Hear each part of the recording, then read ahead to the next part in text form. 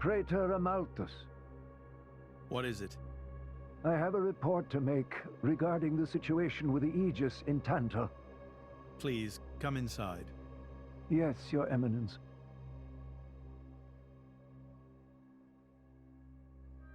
So, Jin finally has his hands on the Aegis. It seems the boy wasn't good for much after all. Unless he can find what is lost. Your Eminence? Hector, Yes? prepare the ceremony. At once, Praetor.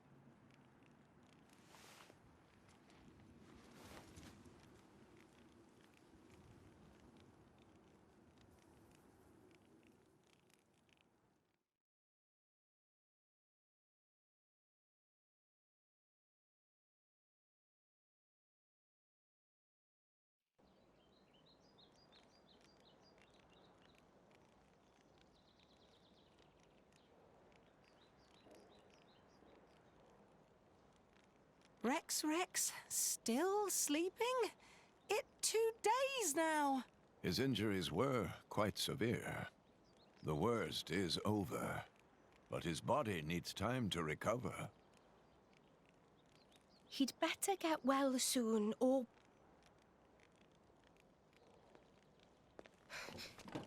Rex?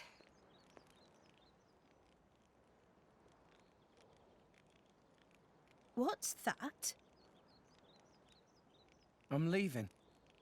But where will you go? Good question. Can't live on Gramps anymore. Maybe I'll head for Argentum. Rex, you... What the hell are you talking about, Argentum? What about Pyra? Do you know how desperate the situation is? Or have you finally lost it, you idiot? I know, okay? It's just... Just what? I'm done. Done? When I became the driver of the Aegis, her driver, I felt like I could do anything. But I was just kidding myself. All I've managed to do is hurt her. Again and again. So, I'm done. Oh, for crying out loud, Rex! She got herself caught to save you! I know. So what? So what? Those guys are way out of my league. I can't beat them. It's hopeless. I understand that now. She'll be safe with them. They're not going to hurt her like I do. So, I'm leaving. I've just been kidding myself all along. Me, a driver, in the end, salvaging is all... You bloody idiot!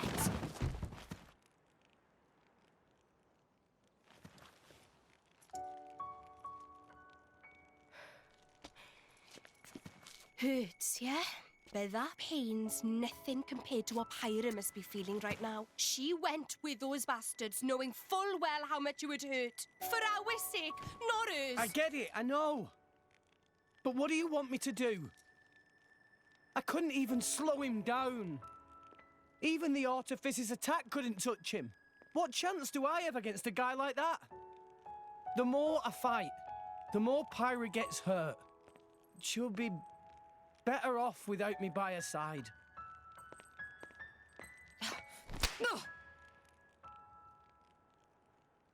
Do you actually mean that?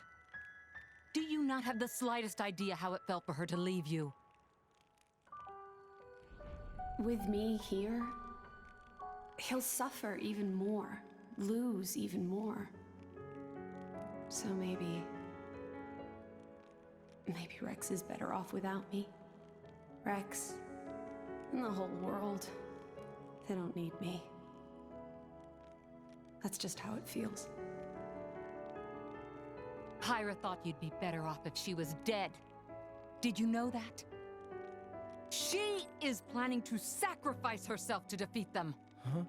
You drove her to this, but here you are, giving up! You said you'd get Pyra to Elysium, didn't you? You'll eat your words just like that? Hey, Mum, Dad, it's been a while. A ton happened, you know? I became a driver. And this girl is Pyra, my new partner. I know you'd love her.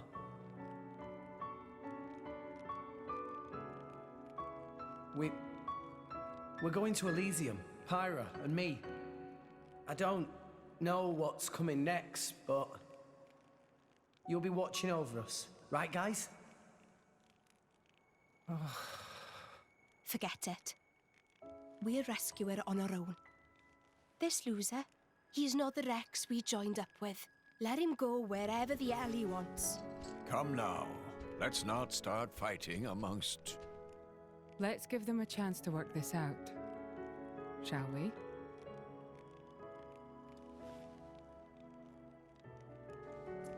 You know, Nia quite right. Rex definitely not behaved like himself. Giving up after one loss? That not Rex I know at all. but...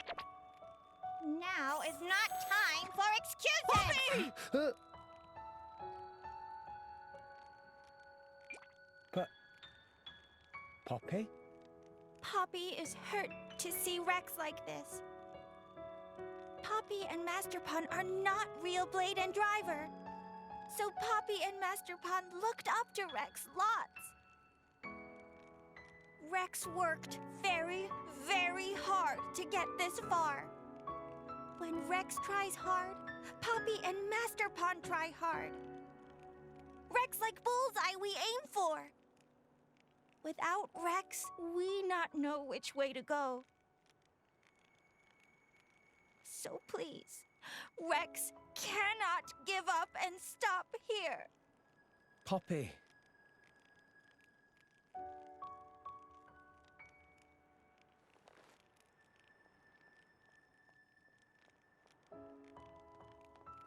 My prince?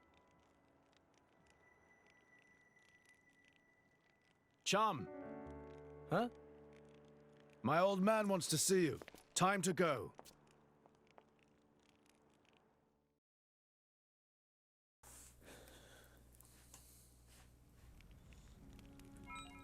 Hey everybody, Orpheolus here. Welcome back to some more Xenoblade Chronicles 2. Holy smokes! Everybody's getting all the things they need. Give me 1 second. A lot of stuff's opened up now. Now that we are in Chapter 7. These, I wish you would not. Oh, nice. Almost up to level 5. So, as you can see, Rex doesn't have much. If we engage his blades, Pyra is gone. Rock, pleased to meet you. So, you lose out on your fire blade and probably your only light blade. Together at last. Which is major oof. Also, I did see that a lot more merc missions have opened up now.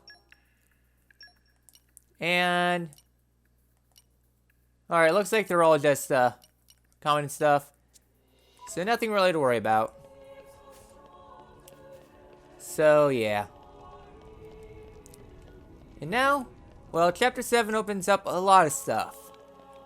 But most of the time, for most of our chapters, I normally start the chapter off, do a little bit of story, and then once we're ready set to go, we'll do the plot. Chapter 7 is going to be different. We're going to be doing the entire plot. No side quests. No more derping around. Let's just do story.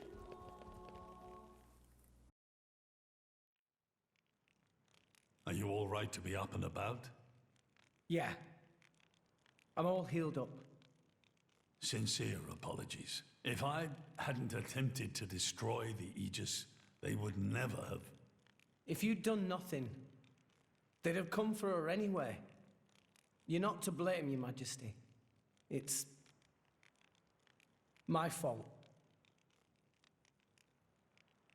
500 years ago, this kingdom was rent in twain. Some followed Adam, who sought to live with blades and titans as equals. Others opposed him, preferring to consider humans as the masters and titans as our tools. When Adam returned to the Ether, his rivals seized power, leveraging the power of the Omega Fetter. They declared themselves the Tantalese royal dynasty. Claiming they were the hero Adam's descendants. Precisely. My ancestors merely used the name of the beloved Adam in order to win over the people.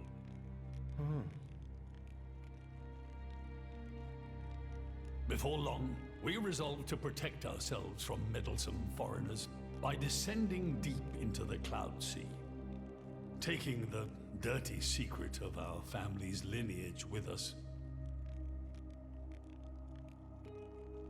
The Praetorium, for their part, did not protest.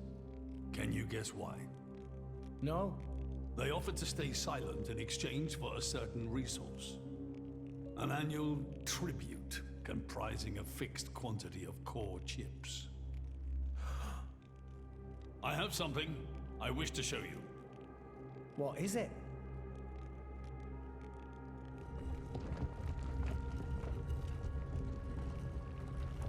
What is this? This is Gembu's ether flow. The Titan draws in the fabric of the Cloud Sea and uses it as a source of energy. This energy flows throughout the Titan's body in the form of ether. Refining and crystallizing this ether creates core chips. This process is what you see before you. So, in other words, you're siphoning away a portion of the Titan's energy. Our cold climate and poor harvests, they are the unfortunate side effects of this process. I think I'm beginning to understand. Core chips are vital to every nation's military and energy policies. The Praetorium desired this power. How come? Allrest at the time was in crisis. But for the Praetorium, it was a precious chance to expand their sphere of influence. So they missiled in. As a result, Tantal fell into a chronic energy shortage. Then, well, you saw for yourselves. Near frozen Earth, failing crops, the Tantalese people are forced to live in abject poverty. So why not just leave the Cloud Sea? Genbu can move, right? Just go somewhere warmer. They fear contact with other nations. Too afraid it might expose the truth behind the legends they spun about Adam. That would explain their isolationism. Indeed. That was 5 centuries ago. Now the Aegis has awakened. The Praetorium is demanding we hand over the Omega Fetter. They are threatening to reveal our secret if we do not acquiesce. Indollar? Threatening you? I get it now. That's what was in that letter. Enough was enough. I couldn't stand by and let the Tantalese people suffer any longer. Therefore, I made a decision. And that's why you... Yes. I knew there was a chance that the Praetorium would use the Aegis against us. But if I could neutralize her power, perhaps we would stand a chance of opposing them. And perhaps by saving my people from poverty, I could absolve the sins of my forefathers. You didn't think about using the Aegis's power yourself? Wielding such power is beyond my means. I am under no illusions. However, does the same apply to you? I felt something. When I looked in your eyes, I knew. Perhaps you are the one to whom we can entrust the Aegis's power. Father? In the end, it seems I only managed to make things worse. I can blame nothing but my own judgment.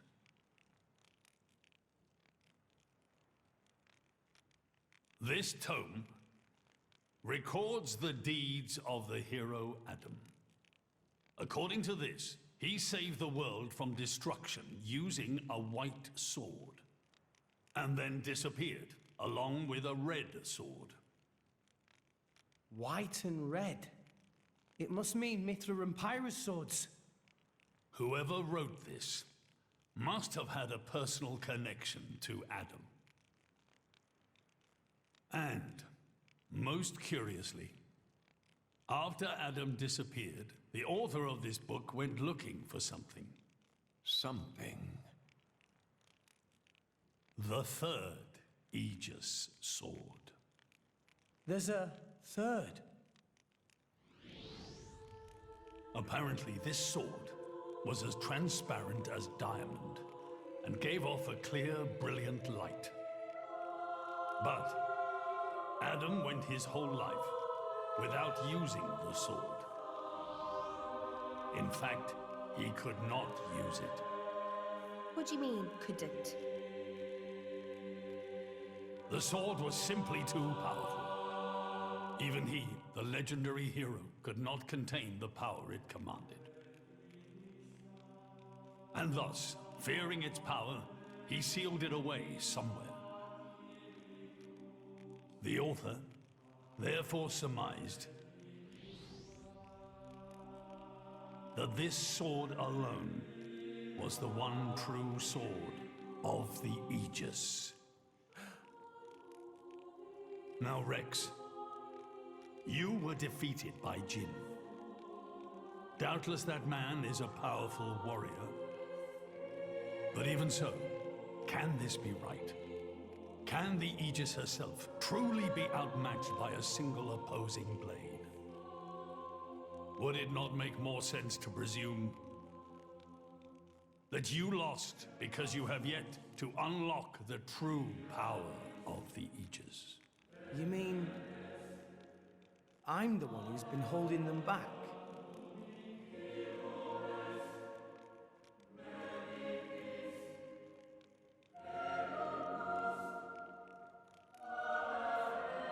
Your Majesty, where is that sword? We have to find it somehow. We have to find that sword and rescue Pyro and Mithra. Regrettably, the book does not specify the sword's location. But there must be. However, reading between the lines, it seems the author suspected that the sword lies somewhere in Leftheria. It's not much, but that's where I would begin the search. In Leftheria? Are you ready? Huh?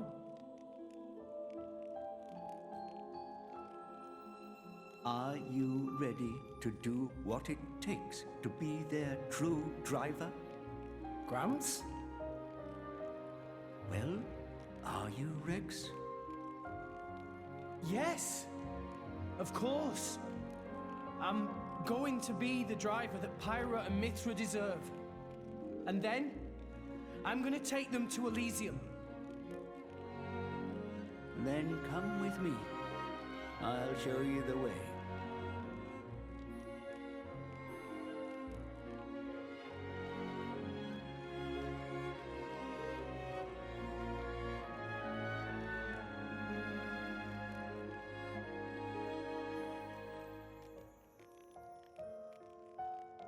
My son, Yeah?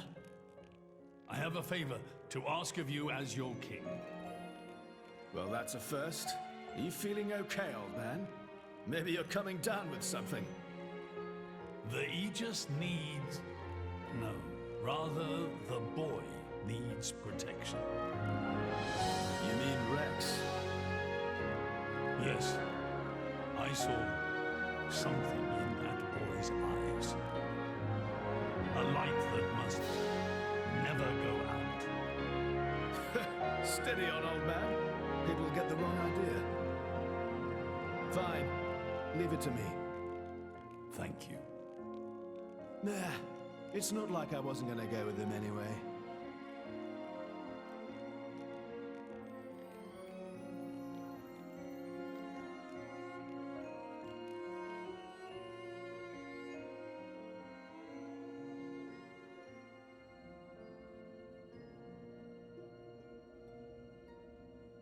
You really can't judge a book by its cover. Who'd have thought that sweet-looking girl would threaten to destroy herself? Didn't she realize taking her own life would mean the boy died too? Oh, she knew exactly what she was doing. The whole thing was a bluff then? No, not at all. The reason she gave her core crystal to the boy was to replace his heart after Jin put paid to it. An Aegis core encodes the blueprints for all life. She took advantage of that. Incredible. I had no idea such a thing was possible. Aegises truly are a breed apart. Cores are constantly accumulating data about the outside world.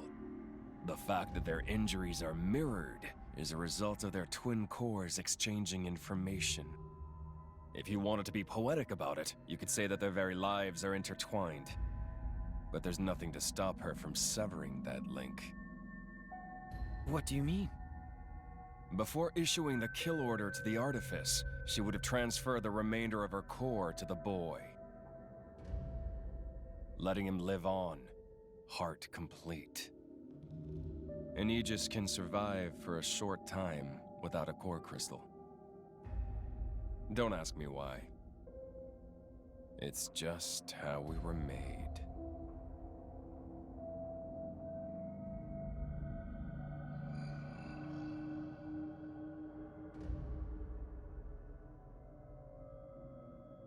So that's the reason Jin agreed to her terms. He couldn't care less about the boy. But he wasn't about to lose this one. Simple as that.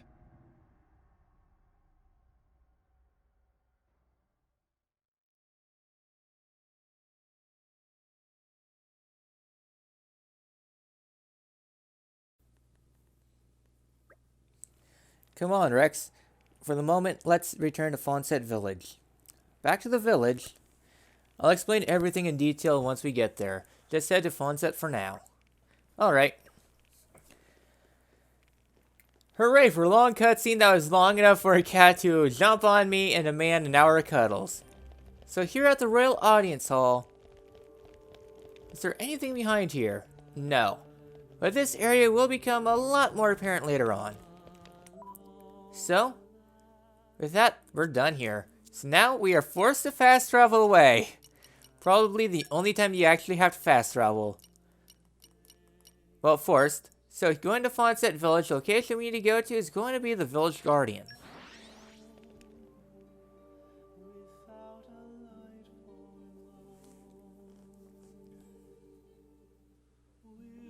a close eye out for trouble. No, not the village guardian. Where do we go from here? Well, we'll go to the village guardian immediately. So we have to return to the Fonset Ark. Let's go. Alright, and upon turning around.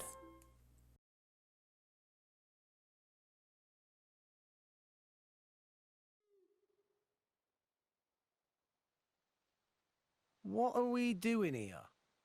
Did you know Fonset has another name? Huh? Hero's Rest. Hero? As in? Indeed. Fonset Village was founded by Adam himself at the end of his travels. After the war, Adam charged me with protecting the village. Was this village really that important? What do you think I was protecting? You mean it's... Follow me.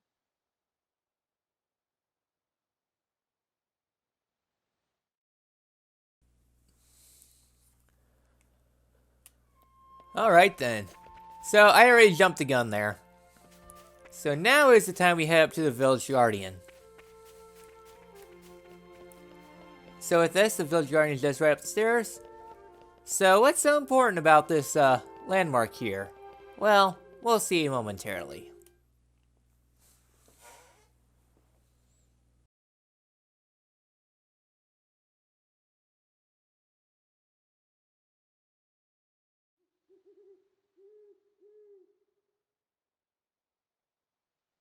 The village guardian? Just looks like a stone pillar to me. They say that the village's guardian spirit dwells within. Gramps, what are we doing here? Rex, try turning the stone tablet clockwise. This?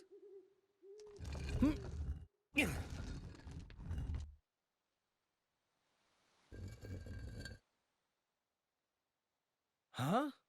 This crest, it's... I've seen it before. Place your hand on it. Here goes.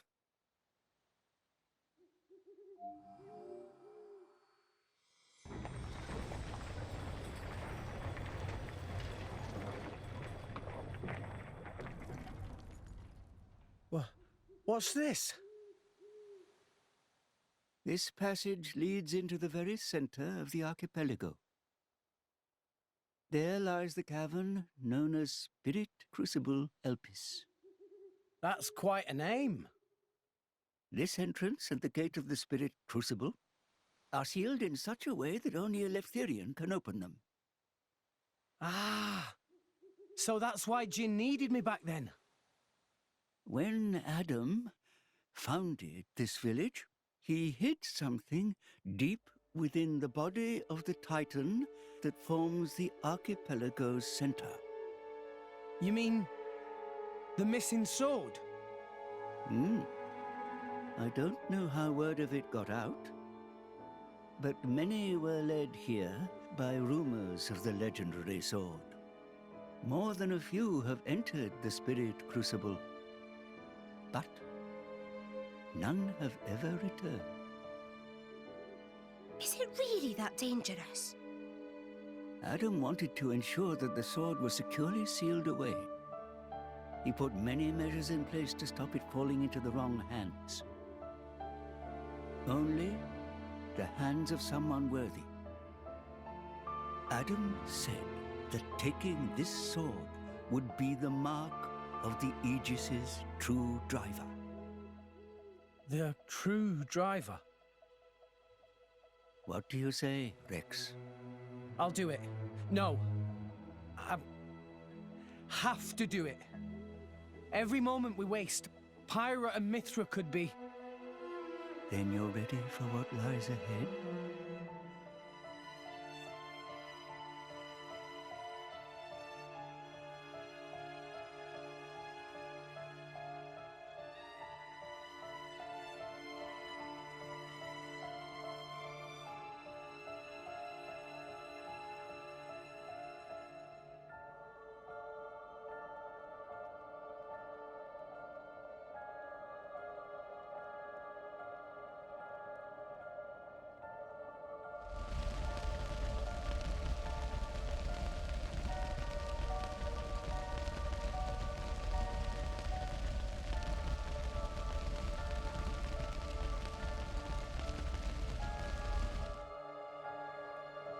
If you hadn't interfered back then, neither of us would have had to go through all this. Now then, time to take back what I lost 500 years ago.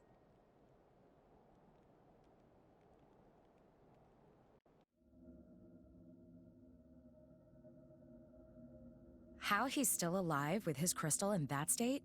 Seriously? It's not normal. The Aegis is the master blade. The first blade the architect forged. Malos can do things we can only dream of. And how's he going to restore his core exactly? He'll extract the data he's missing from the core of the other Aegis. Then all his power will be restored. Mm-hmm. Okay, so what will that do to her? Well, if she's lucky, she'll live. As an empty husk, that is. Rough deal. Malice doesn't hold back, huh? Don't blame me for this. It's our father who made us this way. But don't worry. Once I meet him, I'll get the answers we're after. I need to know why we're like this. In any case, this world only needs one Aegis. Don't you agree, Pyra?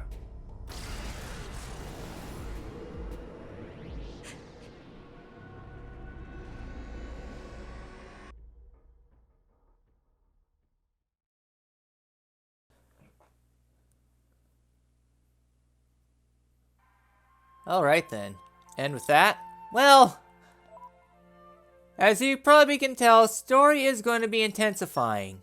Now then, going on forward, just like they were saying, things are going to be a lot more difficult going forward. So, if you feel like you're underleveled, now is the time for you to take the expert path through Letheria. Heading the right path and going all the way down to here, fighting the level 40 monsters. You'll want to be about 46, 47, I would say. Roughly good level going through the area. A little higher if you don't want to fight any of the monsters in there. Because going on forward, well, I would have to reach this point. I would have to go in this area one way or another. Next time in Xenoblade Chronicles 2, we head into Spirit Crucible Elpis. I will see you guys then.